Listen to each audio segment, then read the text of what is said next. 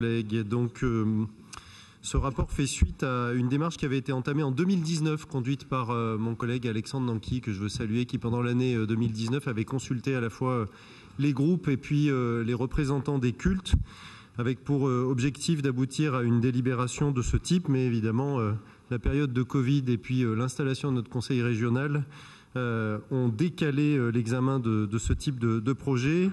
Je précise qu'il a été relancé à l'automne dernier lors de l'hommage rendu à Samuel Paty par notre Assemblée.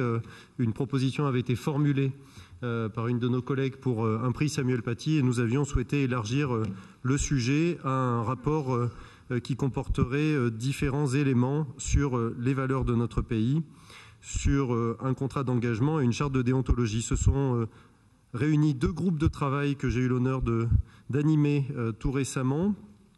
Lors du premier groupe de travail, nous avons abouti à l'architecture, c'est-à-dire les trois thématiques que nous avions retenues.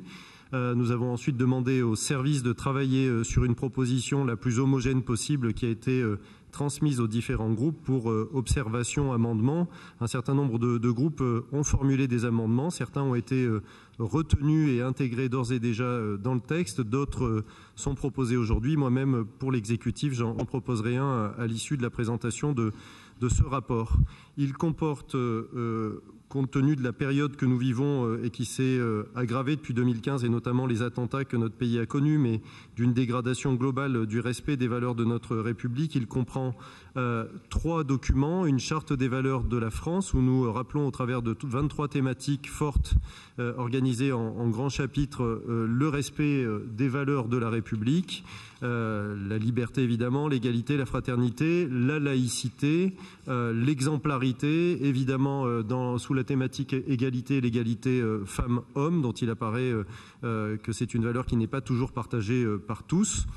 Le deuxième, et je précise que cette charte des valeurs de la France pourra connaître des déclinaisons dans nos lycées, par exemple au travers de l'organisation d'un concours d'éloquence. Ça fait partie des sujets qui ont été abordés par les groupes de travail et nous aurons l'occasion d'examiner des propositions dans les délégations éducation dans cette session même.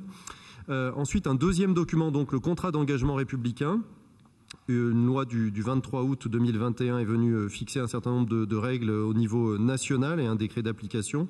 Et donc, ici même, nous rappelons que les bénéficiaires de subventions devront s'engager à partager, à respecter ces valeurs, celles et ceux qui s'adresseront à la région avant de bénéficier d'une subvention devront signer ce contrat d'engagement républicain.